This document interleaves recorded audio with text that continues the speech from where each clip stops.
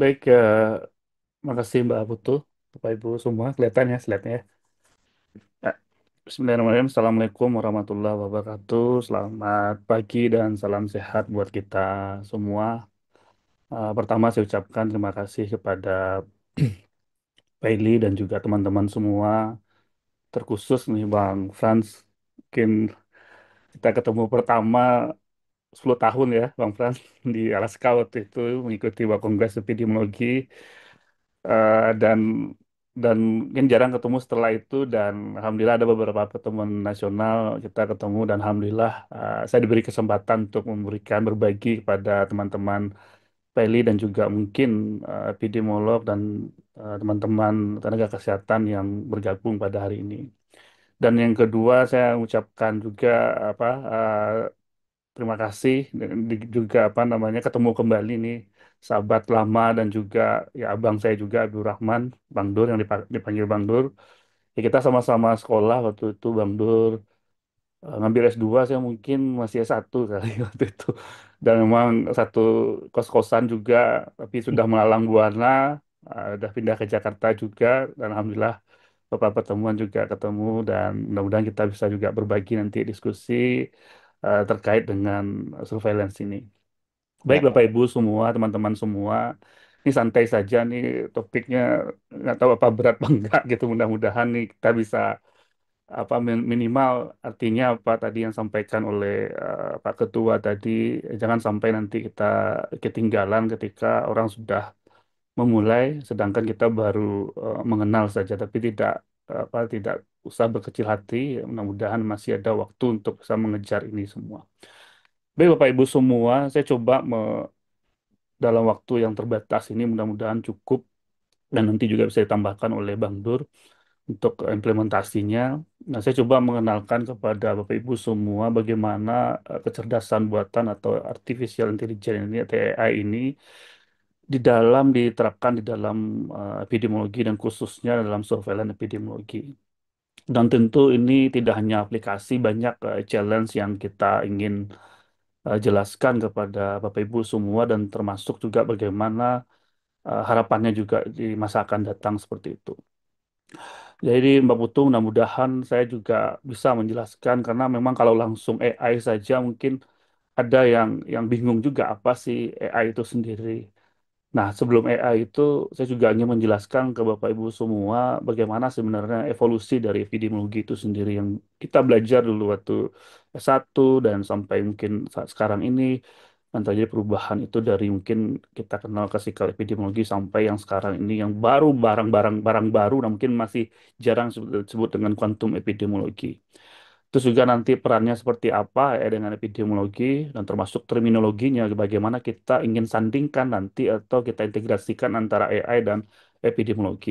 Nah, baru nanti yang utama saya ingin menjelaskan ke Bapak Ibu bagaimana nanti implementasinya dalam surveillance. Nah, barang yang paling berat itu adalah sebenarnya yang terakhir ini bicara etik dan juga privasi ini menjadi perdebatan saat sekarang ini dan itu menjadi apa namanya ya, perhatian kita dan mungkin banyak masukan dan mempersiapkan ketika kita baru nanti mengimplementasikan dengan sampai nanti terbentur secara hukum dan lain-lain seperti itu. Oke, Bapak Ibu semua. Kita mulai yang pertama terkait dengan evolusi dari epidemiologi itu sendiri. Nah, kita berangkat dari kita kenal dulu kalau kita belajar di eh, perguruan tinggi, kita kenal ilmu epidemiologi itu kan bicara single cause ya, atau disebut dengan classical epidemiologi. Ketika itu berubah menjadi transisi itu menjadi modern epidemiologi itu sekitar tahun 64 itu, dan itu memang sangat kompleks. Jadi secara eh, mungkin patologi dan juga anatomi dan history of disease sendiri itu memang tidak bisa lagi kita ingin menjelaskan fenomena apalagi kausalitas, hubungan sebab akibat itu hanya dengan single cause saja. Saking kompleksnya faktor atau determinan kesehatan ini, makanya lahirlah modern epidemiologi. Dan itu ternyata menjadi sesuatu yang sangat logik kita jelaskan juga mungkin secara statistik dan juga matematik seperti itu. Nah, dulu hanya bicara probabilitas saja. Semakin banyak orang mengalami itu dan kita mengakui itulah menjadi sebuah penyebab. Ternyata saking kompleksnya ada faktor yang berpengaruh. Dan salah satu juga fondasi modern epidemiologi ini juga berkembang lahirnya sosial epidemiologi. Karena tidak hanya faktor-faktor hanya bicara sifatnya penyebab dalam hal ini secara anatomi maupun juga patofisiologi, tapi juga memang ada faktor-faktor yang istilahnya untangible untangible kita bisa menilainya. Dan ini menjadi perubahan itu menjadi mendasar. Nah, ternyata perkembangan sekarang mungkin sekitar tahun 2000-an itu sebenarnya sudah beralih modern itu mengenal namanya digital epidemiologi. Ini waktu kita konferensi, kalau ingat Bapak Ibu yang pernah ikut dulu waktu kita buat konferensi Southeast Asia International Conference di Bali itu, kalau Mbak Putu ingat itu, nah, kita mengundang Presiden Kongres Epidemiologi mengenalkan bicara digital epidemiologi ini. Nah, tapi mungkin ada sebagian kita sudah menggunakan itu, bagaimana penggunaan big data dan termasuk juga menganalisis data secara besar seperti itu dan termasuk juga molekular epidemiologi atau genetik epidemiologi ini juga sangat berkembang sekali termasuk juga pembaruan dengan metode-metode statistik termasuk juga Bayesian dan segala macam. Nah, nanti saya kira ini lagi transisi juga karena perkembangan AI ini akan lahir nanti yang disebut dengan quantum epidemiologi. Jadi kita tidak hanya bicara data-data yang sifatnya klasik tadi, tapi juga ada nilai-nilai yang perlu kita pertimbangkan ke depan.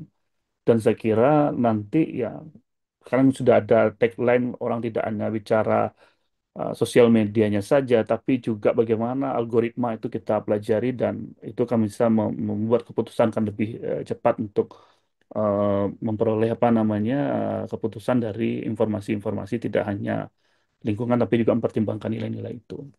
Nah, poinnya adalah karena memang ini menjadi transformasi kita sebagai epidemiolog maupun juga mahasiswa tidak tidak bisa dikatakan tidak terlambat. Artinya dengan Peli membuat seperti ini ya seharusnya kita terus mengupdate dan mempelajari perkembangan-perkembangan ini dalam untuk implementasinya nanti di dalam kita tugas atau mengerjakan atau mengambil keputusan nanti di lapangan. Nah, terus apa peran dari AI sendiri kita melihat sekarang terhadap epidemiologi? Apa yang sudah dikerjakan oleh AI? Ya tadi sudah saya sampaikan, salah satunya itu adalah menganalisis data yang besar. Dan dengan AI bisa saja pekerjaan-pekerjaan kita yang ruwet dan ribet segala macam yang selama ini itu bisa lebih mudah. Dan tidak dipungkiri ke depan, ya bisa saja SPSS, Tata, program-program analisis data yang kita gunakan, nanti akan dibenamkan AI di situ, Anda bisa mengerjakan lebih cepat. Atau dengan chatbot yang lain yang kita nanti bisa juga kita gunakan. Yang dulu kita menggunakan sintak atau komen yang banyak, kita tinggal tinggal menggunakan prompt yang tepat, bisa mendapatkan hasil yang lebih akurat seperti itu. Nah, termasuk juga bagaimana memprediksi dari penyakit itu sendiri dan menghitung risikonya dan termasuk juga bagaimana nanti kita bisa mendeteksi lebih cepat menjadi fungsi kita sebagai epidemiolog untuk memberikan early warning system kepada pada pemerintah dan termasuk juga masyarakat dalam hal ini. Nah, yang menjadi menarik adalah ini yang perlu saya sampaikan. Kenapa kok bisa AI cocok dengan epidemiologi? Nah, ternyata ketika kita coba review dan juga kita lihat model terminologi AI dan epidemiologi itu sangat cocok sekali. Kalau kita kenal, kalau bisa bicara konsep kita membuat ada exposure atau pajana dan outcome, ternyata di AI ada istilah input dan di AI ada istilah outcome yang di kita bicara metodologi ada outcome menjadi dependent variable atau disease occurrence-nya, sedangkan di AI ada istilah output. Nah, termasuk juga sensitivity yang kita pelajari di epidemiologi, bicara prognosis dan diagnosis, dan ternyata di AI kita bisa, di istilahnya ada recall istilahnya.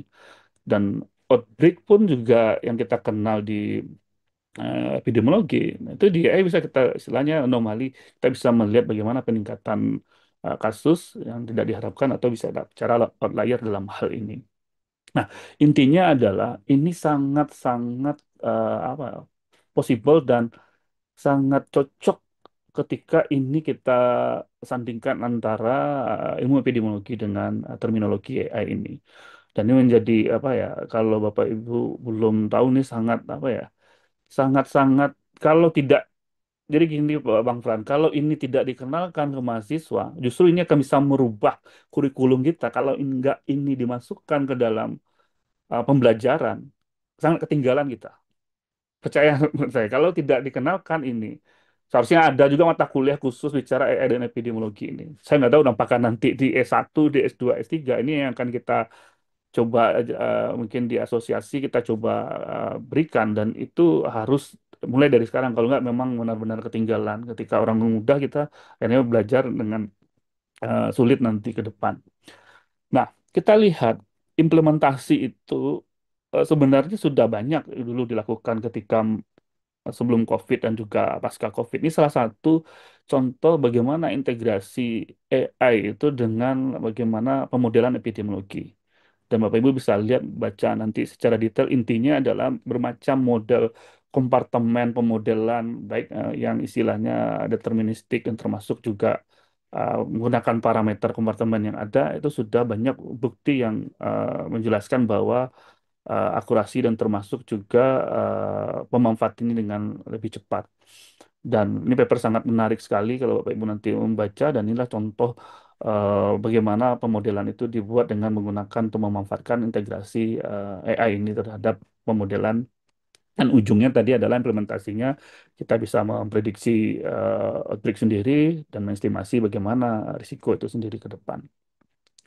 Nah, sekarang kita masuk yang mungkin Bapak Ibu belum mengenal dan ini menjadi fondasi kita memahami apa sih sebenarnya yang apa namanya terminologi antara implementasi AI dengan surveillance epidemiologi.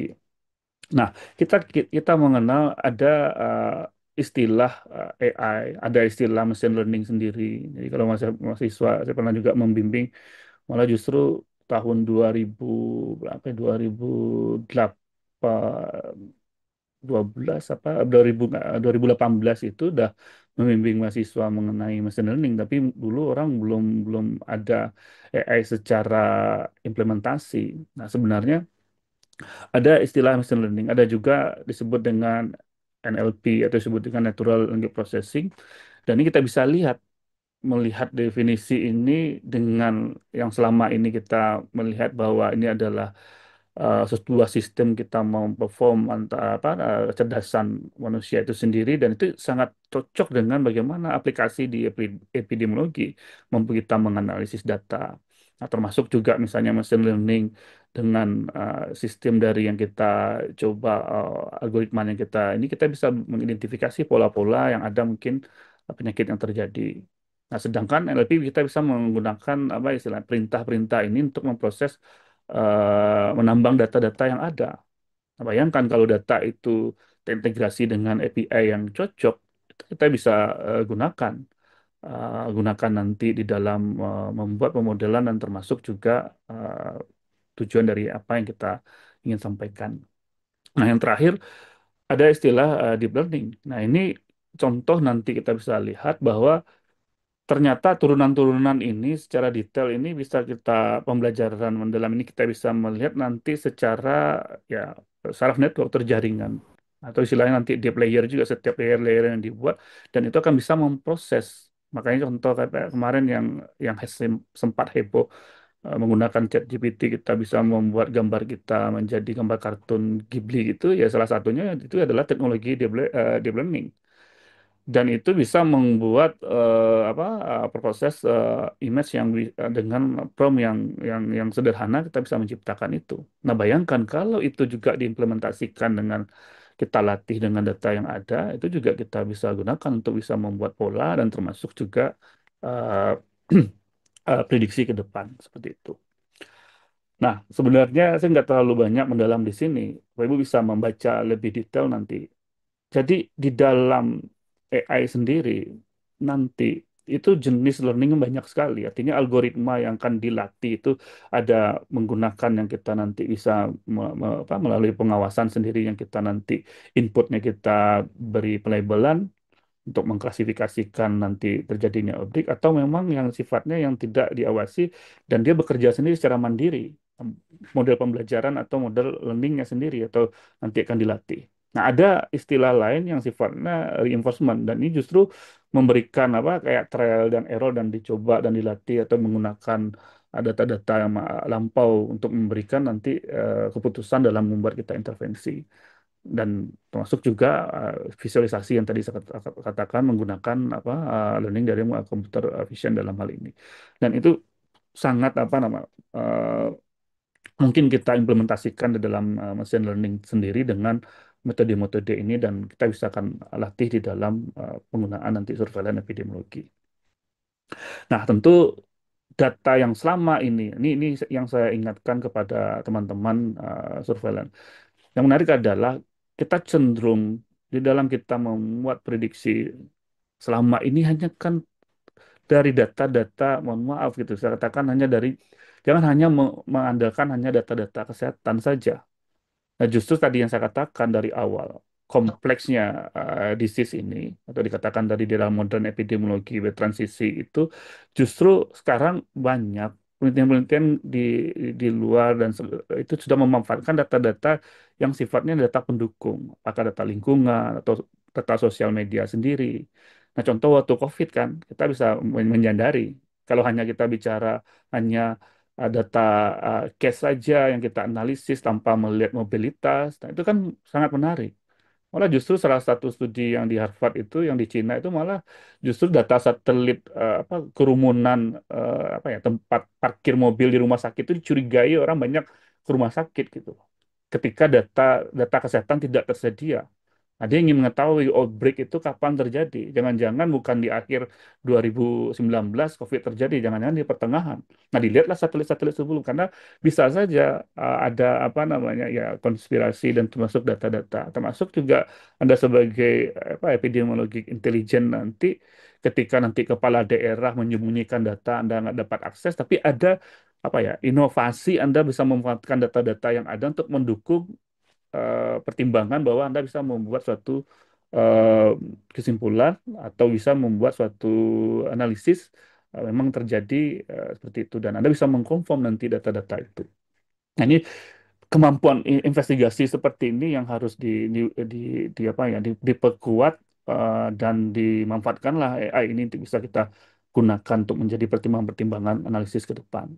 Nah, artinya apalagi ketika data itu kita sudah tidak percaya, dan itu ada alternatif untuk bisa melakukan pemanfaatan data untuk kita analisis ke depan. Ini poin yang menurut saya harus ditekankan kepada Anda semua dan memang pasti di lapangan kan banyak seperti ini terjadi.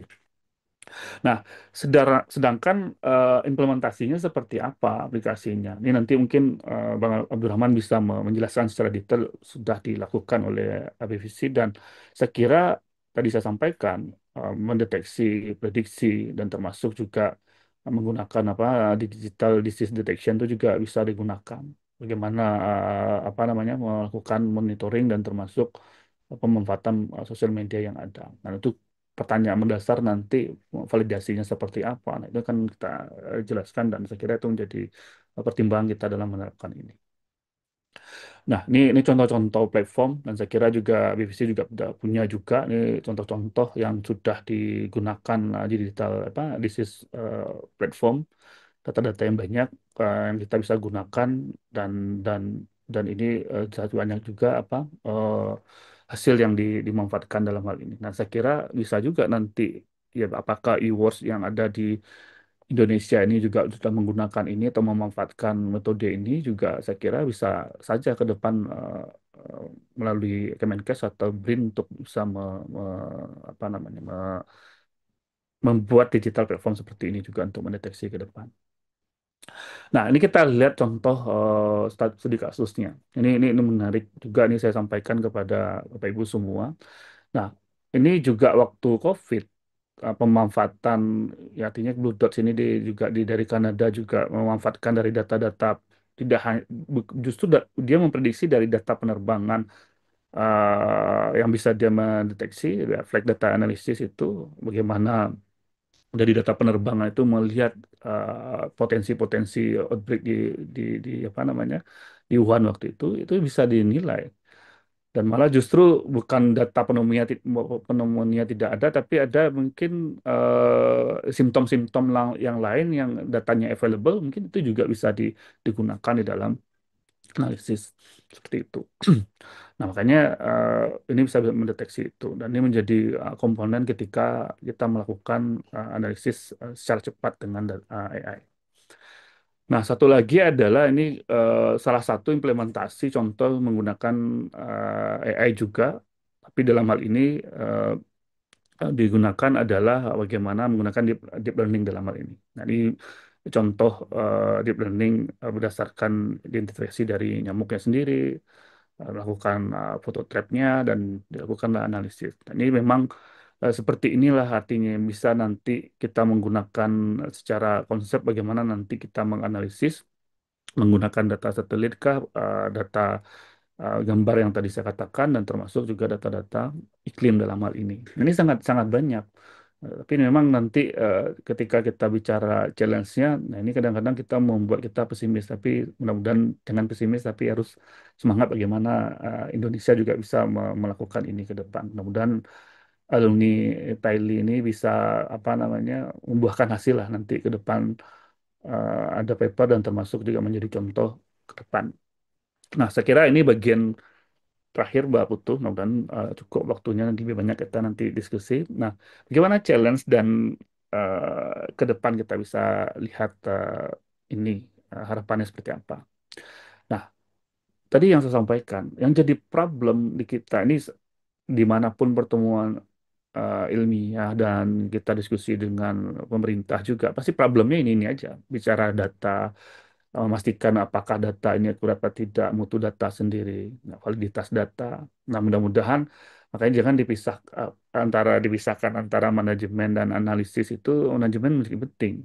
Apalagi gini, kalau AI kan semuanya bisa aja dianalisis. Kalau sumber datanya yang nggak ini dianalisis, ya akhirnya amburadul juga hasilnya. Tentu juga bisa mungkin AI melatih atau bisa mengenal data-data yang tidak valid, itu bisa dilatih juga untuk bisa melakukan screening dalam analisisnya. Nah, itu butuh algoritma juga. Bagaimana memvalidasi itu untuk memastikan data itu penting dalam hal ini. Nah, saya kira ini menjadi poinnya, dan ini menjadi eh, yang perlu diperhatikan ke depan. Nah, gapnya ada. Tentu Paylis saya kira sudah on the track. Karena apa? Pasti nanti, Pak, saya belum belajar AI, Pak, saya belum ini. Nah, ini justru kita udah kenalkan ini. Dan mudah-mudahan bisa saja ini nanti di apa namanya di Ciloto dan segala macam, ini bisa menjadi bagian dari kurikulum juga ke depan. Nah, itu poinnya tadi Mbak Putu. Jangan sampai nanti orang masih tradisional menggunakan di lapangan, meskipun itu seharusnya kita perkuat dengan AI gitu. Ketika kita bisa memanfaatkan itu. Dan artinya apa? Nggak lambat, artinya cepat kita membuat sebuah informasi, mendapatkan informasi dan juga keputusan dalam hal ini. Nah, tentu ini strategi saja, nanti mudah-mudahan Peli bisa memberikan masukan kepada ini, dan gapnya bisa kita dapatkan. Dan ini menjadi sudah, menurut saya ini sudah on the track yang dilakukan. Nah, mudah-mudahan ke depan akan lebih banyak lagi muatan seperti ini. Nah, saya kenalkan sedikit Bapak Ibu. Yang selama ini kita gunakan kan memang ya online ya, seperti itu. Nah, sebenarnya kalau Bapak ingin coba, sebenarnya model LLM itu udah banyak. Ini gunakan nanti, oh lama nih istilahnya, ini banyak digunakan untuk bisa kita benamkan di dalam laptop kita tanpa kita menggunakan Tambang. apa namanya untuk istilahnya lokal gitu. Nah, selama ini kan kita menggunakan server di luar kan, ChatGPT dan lain-lain. Nah, sekarang sekarang kita bisa buat di laptop kita eh, penggunaan LLM ini. Nah, nanti belajar saja nanti bagaimana modelnya kayak seperti ChatGPT juga apa. Nah, tapi nggak usah, nggak berbayar tentunya. Nah, apalagi sekarang kalau kita lihat di list model library-nya, kayak yang sudah open source itu seperti DeepSeek dan segala macam sudah bisa kita run di Olama ini. Nah, tentu yang akan kita latih adalah makanya ke depan itu adalah eh, profesi yang sangat ditunggu itu adalah bagaimana promnya kita buat. Nah, itu yang harus kita pelajari.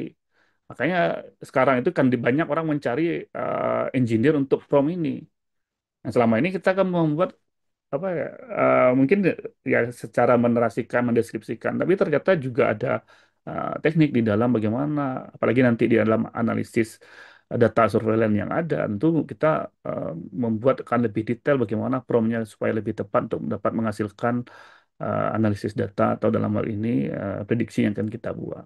Ini sangat sangat menarik mungkin Bapak Ibu semua dan Anda bisa mendownload ini mencoba mana yang cocok, apakah model kayak ChatGPT atau kita menggunakan apa namanya di Mac OS juga bisa. Nah, ini sangat bisa Anda download dan Anda benamkan di dalam laptop secara lokal dalam hal ini. Nah, terus saya kira yang penting nanti untuk kita make sure adalah memang data tentu bisa terintegrasi, masuk pendanaan nanti, dan termasuk juga bagaimana nanti kita mengembangkan memang open source ini sangat apa ya terbuka saat sekarang ini sangat cepat dan perkembangannya itu dari bukan hari per hari tapi detik per detik baru diinstal sekarang bisa saja update-nya udah keluar malam nanti dan ada memang yang tidak apa yang tidak ya agak alergi dengan open source kan seperti itu. Ini baru download aja udah lagi versi terbarunya seperti itu. Itulah artinya dibangun oleh banyak orang dan saya kira ini menjadi bentuk yang apa akuntabilitas dan juga transparansi untuk kolaborasi ke depan. Nah, saya kira eh, untuk nanti juga di kombinasi yang selama ini, nah bisa saja nanti bagaimana kita menerapkan model banyak apa ya multimodal AI ini pembelajaran dan itu kita bisa kombinasikan, nah termasuk juga data-data genomik yang sangat ruwet dan juga banyak sekali dan itu bisa dimanfaatkan nanti untuk melihat emergensi ke depan. Nah, saya kira apa yang yang mungkin perlu kita explore juga untuk kita mendapatkan sesuatu ini ya tentu yang kombinasi tadi. Kalau kita bicara One Health, nah salah satunya tidak hanya data-data yang mungkin kesehatan tapi juga lingkungan. Nah, termasuk juga contoh ya pembelajaran ya kayak COVID itu salah satu model kedaruratan kesehatan masyarakat yang sifatnya adalah itu One Health approach sendiri itu yang perlu kita integrasikan. Nah, termasuk juga tadi data-data media sosial yang perlu kita melihat karena bagaimanapun kalau dalam epidemiologi host itu juga menjadi penentu dalam timbangan epidemiologi. Nah, tentu bagaimana peran faktor-faktor host ini juga masuk ke dalam pertimbangan dalam penilaian dalam kita membuat analisis nantinya. Nah, ini saya kira uh, penting. Nah, termasuk yang paling ini juga perlu kita perhatikan adalah memang yang agak sulit nanti adalah data-data yang sifatnya eh, ya perilaku yang intangible ya, intangible yang kita nilai yang tidak bisa kita ukur secara langsung dan bias yang sangat tinggi itu butuh approach yang yang apa namanya yang khusus gitu. Nah, ke beda antara Kesmas dan klinis itu di Kesmas itu banyak variabel-variabel yang dinilai yang sifat intangible tidak bisa kita ukur secara langsung. Nah, itu menjadi challenge bagi kita. Makanya saya pernah berseloroh kalau di mahasiswa kalau pertanyaan bicara mental health, kita bicara salah satunya adalah tentang kereligiusan seseorang. Bagaimana kita menilai orang beriman atau tidak beriman? Kan sulit itu. Kalau dikasih ranknya 1 sampai 5 tuh Mbak Putu, pasti jawabnya 3 aja tuh. Nggak mau dikatakan sangat beriman, nggak mau dikatakan sangat beriman sekali. Nah itu sangat-sangat bias dan dalam instrumennya. Itu jadi menarik. Karena bicara kepuasan juga itu salah satu yang sifatnya intangible juga. Puas tidak puas. Itu ada ilmunya juga dan pendekatan dalam hal ini. Nah, saya kira ini yang terakhir. Nah, bicara etik ini penting sekali. Nah, karena apapun bisa saja kita gunakan dan memanfaatkan dengan AI ini di dalam surveillance. Apalagi data-data yang kita gunakan yang menyangkut dengan manusia itu sendiri. Nah, ini transparansi dan termasuk juga nanti apa namanya inform consent yang harus kita pertimbangkan. Nanti guideline ini bisa nanti Bapak Ibu apa download juga untuk baca juga karena juga ada dua pendekatan dalam hal ini dari sisi public health-nya sendiri dan termasuk juga nanti dari sistemnya sendiri ya. Artinya bagaimana nanti terkait dengan etikalnya ini. Karena memang banyak terjadi kita juga di perguruan tinggi ada beberapa yang kita gunakan. Nah, itu menjadi pertanyaan juga apakah ini secara etis boleh nggak kita gunakan ini. Nah, termasuk juga ya nanti contoh aja kayak di coba di ChatGPT itu kalau kita menggunakan Ghibli itu kalau foto anak kecil kita upload dia nggak mau dia meng-create dia. Nah, pasti Pak, dia udah bisa mendeteksi itu. Secara etik dia harus yang dewasa jangan dimanfaatkan untuk yang lain seperti itu. Nah ini bisa juga diatur dan saya kira ke depan pasti Kemenkes dan juga BRIN akan mengeluarkan ini agar memang semuanya terlindungi nantinya. Nah saya kira ini kesetimbangan antara bagaimana nanti privasi tadi yang saya sampaikan antara pertimbangan mana yang sifatnya ini kepentingan umum dan termasuk juga ini sifatnya individu seperti itu. Tentu banyak pertanyaan kita bahwa siapa yang akan menimbang risiko. Ini kan pertanyaan etik ketika kita menggunakan ethical clearance dan itu menjadi pertimbangan. Apalagi di perguruan tinggi saja dulu orang apa ya, underestimate menggunakan AI, apalagi sekarang untuk paper aja sudah di-approve bisa menggunakan AI. Asal kita bisa mendeklar itu bahwa paper yang kita buat menggunakan apa membantu AI untuk khususnya apa generative AI dalam hal ini. Nah, ini tadi yang saya sampaikan, saya kira ini jadi challenge-nya saja nanti.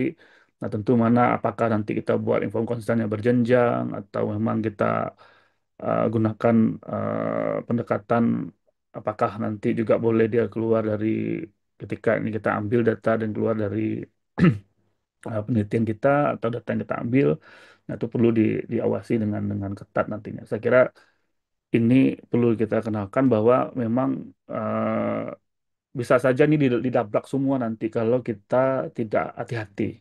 Nah, jangan sampai tadi saya sampaikan ini terjadi masalah hukum dan ke depan ini perlu mempertimbangkan bagaimana nanti inform consent dan termasuk etikal dalam penggunaan ini. Nah, tentu bagaimanapun pertimbangan budaya. Karena apa? Selama ini yang paling sulit tentu trust itu harus dijaga antara pemerintah dan juga masyarakat. Dan saya kira ini sangat umum ya, tapi memang ini problem-problem yang kita coba dokumentasikan.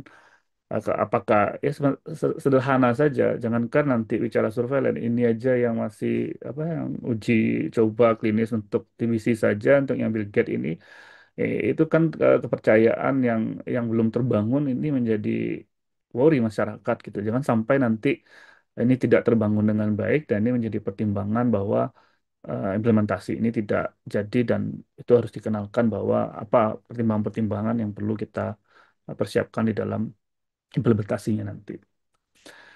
Nah, saya kira mungkin ini yang terakhir saya kira di slide-nya. Nah, jadi memang nanti di dalam isu informasi atau profesi itu bisa dilakukan secara teknis menggunakan ya misalnya perturbation menambahkan kalau dia bisa menambahkan kayak noise supaya nanti data itu bisa tersamarkan seperti itu dan itu bisa dilakukan salah satu teknik kita gunakan untuk anonimisasi ini dan banyak lagi yang bisa kalau kita lihat ada melakukan data apa differential privacy juga yang kayak apa anonymity itu ada algoritma algoritma yang bisa menyamarkan itu dan itu bisa digunakan dengan apa strategi di dalam hal teknisnya. Nah, tapi di sisi nanti di lapangan tentu akan berbeda juga bagaimana data itu terbangun dan itu bisa di capture dan bisa diperoleh dan kita pun juga terjaga dalam hal ini. Nah, termasuk juga cara-cara yang lain yang bisa kita gunakan dalam menggunakan apa yang seperti biasa kita menggunakan inskripsi dan teknik yang lain Bapak Ibu bisa baca aja saja nanti untuk ke depan. Dan saya kira akan berkembang model inskripsi yang dapat melindungi masyarakat itu sendiri. Nah, ini dilemanya seperti apa? Ini contoh yang diterapkan di Cina waktu COVID itu. Nah, dia menggunakan ya QR code juga, menggunakan istilah apa namanya, the close contact detector itu menggunakan digital juga. Nah, ini eh, mungkin bisa saja diterapkan, dan bayangkan di kita seharusnya ini kan lebih cepat kalau memang kalau nanti terjadi pandemi lagi atau outbreak. Nah, kita sudah siap juga untuk bisa mempercepat dalam penanganan dan tentu membuat keputusan akan lebih baik untuk pemerintah dan termasuk juga masyarakat yang kita bisa lindungi. Nah, ini contoh-contoh yang konkret yang kita bisa sampaikan ke Bapak Ibu semua, dan saya kira ini pertimbangan-pertimbangan dan poin yang harus kita jaga nanti ke depan. Nah, saya kira ini, terus bagaimana nanti kita akan bawa ini ke depan, dan tadi sudah saya sampaikan, etik itu menjadi fondasinya, profesi menjadi concern kita, dan budaya, apalagi juga COVID kemarin, bicara keagamaan dan lain-lain itu sangat sensitif sekali, dan itu perlu juga nanti strateginya seperti apa yang perlu jadi pertimbangan. Oke, nah itu kan terbuka nanti ke depan. Nah, saya kira Mbak Putu, Bapak Ibu semua, ini kesimpulan kita. Nah, mudah-mudahan pertama jelas bahwa ini sangat bermanfaat bagi kita semua, khususnya tenaga epidemiolog atau epidemiologi seluruh Indonesia. Dan saya kira tidak terlambat karena sekarang lagi proses dan sangat-sangat berkembang pesat, dan sayang rasanya kita ada yang alergi juga. Jangankan di dosen pun juga ada yang alergi juga, nggak mau belajar, nggak mau ini, sedangkan sudah berkembang dan apalagi banyak sekarang teknologi yang bisa memanfaatkan ini. Dan saya kira ini sangat apa, keniscayaan lah pasti akan diterapkan di masa akan datang. Nah, tentu tadi apa, tidak meskipun ini revolusi atau transformasi dari teknologi, tentu pasti ada juga keterbatasannya dan juga tantangannya. Nah, tapi bagaimanapun kita akan lebih mempersiapkannya, dan bagaimana nanti ujungnya adalah membuat keputusan itu kan lebih gampang dan lebih tepat dan akurat untuk pemerintah implementasikan. Nah, dan saya kira pasti banyak riset-riset yang dikembangkan ke depan terkait dengan AI ini. Nah, alhamdulillah saya dapat grant di apa namanya, dari universitas. Kebetulan saya juga riset ini dengan kolaborasi kolega kami di Cina, dan mudah-mudahan ini nanti kami bisa publish juga ke depan. Nah, saya kira ini banyak challenge dan manfaat, dan mudah-mudahan nggak ada alumni PLI yang alergi dengan AI, dan mudah-mudahan bisa belajar dari sekarang dan manfaatkan, dan mudah-mudahan memberikan masukan kepada pemerintah pun juga daerah akan lebih cepat dan memudahkan dalam pekerjaan Anda nanti ke depan. Saya kira itu. Makasih Bapak Ibu semua, Mbak Putu dan teman-teman, dan mudah-mudahan ini bermanfaat. Saya akhiri, wabillahi taufiq. Assalamualaikum warahmatullahi wabarakatuh.